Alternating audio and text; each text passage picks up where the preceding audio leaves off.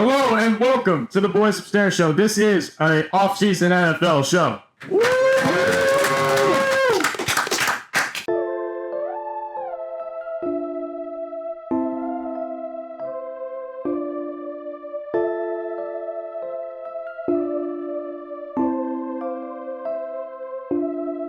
What's the biggest move of the offseason so far?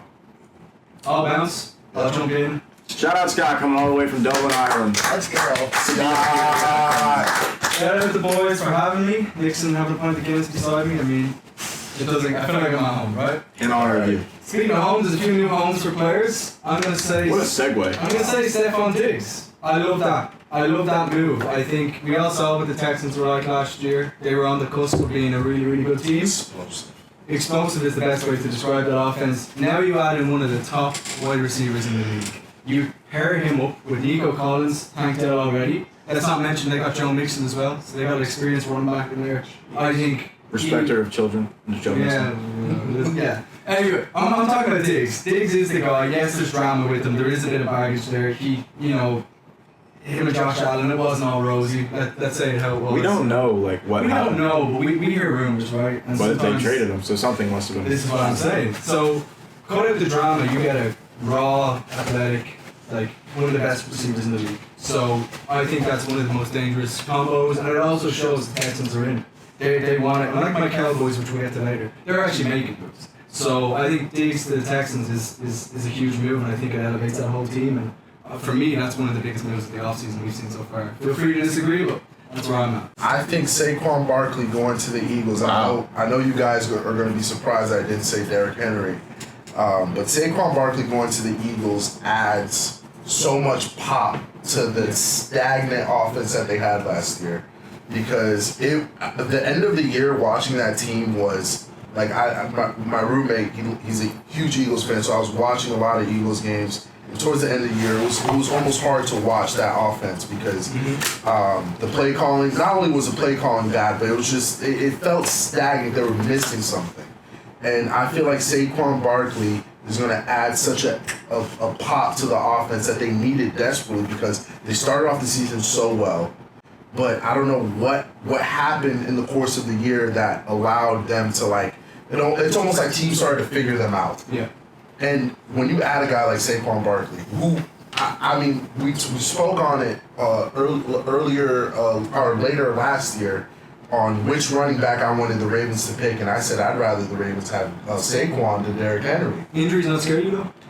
Here's the thing. I said the reason why I wanted Saquon on the Ravens is because he is an explosive back. Okay.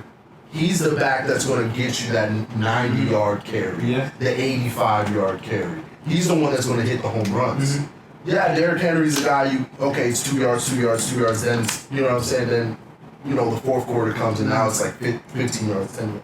But I like the back that's going to, I'm going to hand it off to you, go get 75 yards. Yeah, I get that. And that's what Saquon Barkley fits that offense well. And he fits the offense perfectly. The zone read with Jalen Reed, the RPO is going to be crazy. So I feel like Saquon's the guy that's going to add, of all the free agent signings, going to add the most pop to his team. That's going to make the biggest difference. How many times do you see a team who picks a supposed franchise quarterback at 1 overall and basically go into win now mode right away?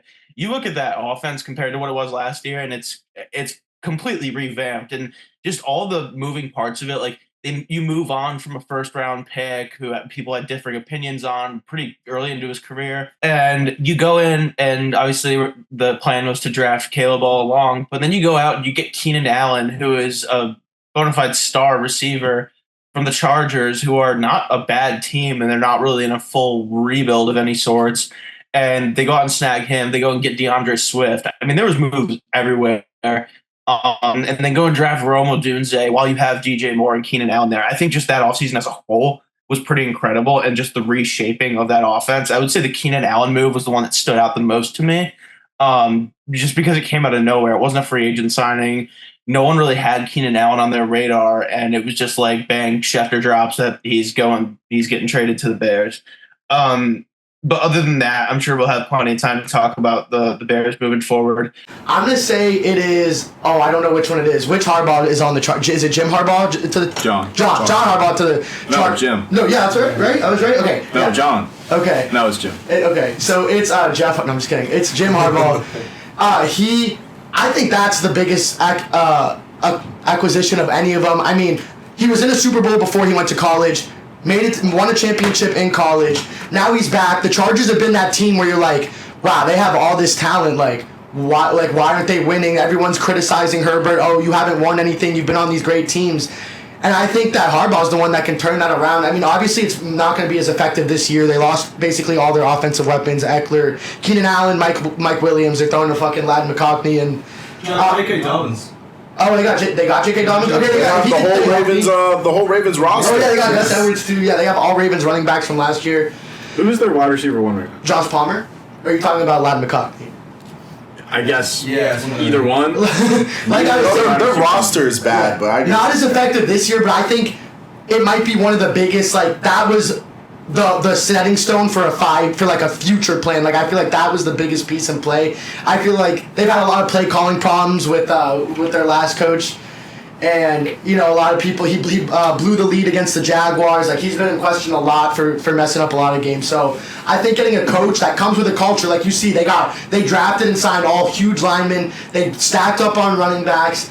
They started moving in a direction, and it might not be effective this year, but in 2-3 years, if they get another weapon or two, and they have an identity of we're gonna ground and pound and play defense, and if Justin Herbert does what Justin Herbert does, that might be a Chargers Super Bowl team in 3 years. So to me, that was the biggest acquisition that any team made. That's an interesting pick, Coby. I wasn't thinking coach. Yeah. Thinking outside the box. Yeah. I'm the biggest hater of the Chargers this upcoming season for my dog B Staley. But Staley was holding them back, bro. I think that you know that. Say what you want. Christian Say Wilkins. what you want. We'll see what happens this year. But this pick, it's not really a certain person, I would say, more so a team. But I'm really scared of this team. I feel like no one's talking about them. No one said anything about the team. But say it, bro. I'm really afraid. I'm afraid of this team. But the Tennessee Titans, they have made a crazy splash in the offseason with the pickups they have gotten. Yes, they have lost Derrick Henry, but we've gotten Tony Pollard. And it's obviously it's not the same thing. It's not switching the same teams thing. again. I'm not. Browns? I'm not. Browns, I'm just saying. Dolphins. I'm just saying to replace Derrick Henry, they've got Tony Pollard. Now, Calvin Ridley, they got Ridley, they got L'Jarius Sneed, and then I would say they have all these offensive weapons. So you go, oh, let's look at their defense if they have any holes over there. And they don't, as we just said, they have L'Jarius Sneed and the safety, the cornerback. Their corners are stacked as well. Do they still have their D tackle? What's his name? Simmons. Yeah, Simmons. Jeffrey Is Simmons. he still there? Jeffrey They Simmons. got is there. fired. And then they No, just they signed. They lost fired. He went to the Eagles. No, the Bears got Bears got fired. But they just signed Joseph Day. I think it's Sebastian Joseph Day. Yeah. From did he play on the Buccaneers or something like that? Yeah. But he's really good, so they're adding him to the D line. I think this team is going to be quite dangerous. They also got Tyler Boyd. I just found that out recently. They got Tyler Boyd at receiver, so they're So they got D-Hop, Calvin Ridley, Tyler Boyd, Tony Pollard. That's a solid Here's my thing. Who's throwing them? That's Are we gonna act like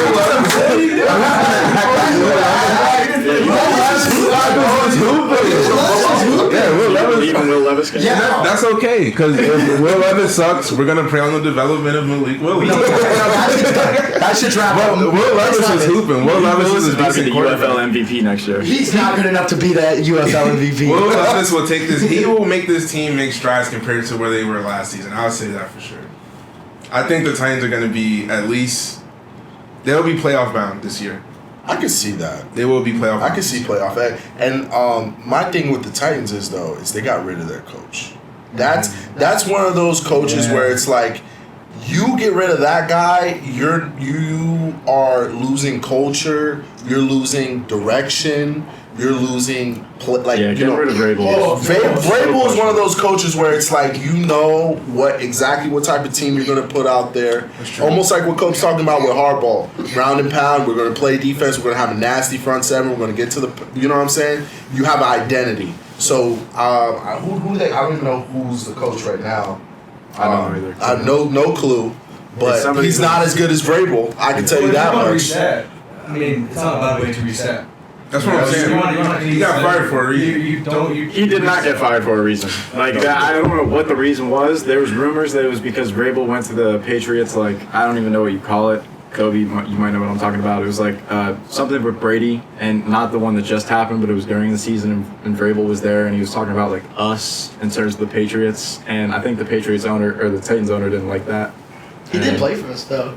Yeah, no, for sure. But like I think the Titans owner like is this like good Southern lady was like, we don't like that. And so I'm not the owner of the Titans, but I think that losing Vrabel, like Nickson just said, you're losing culture. And Will Levis' first year was under Vrabel, so now he has to adapt to a new coach and a new system, a new culture, all that.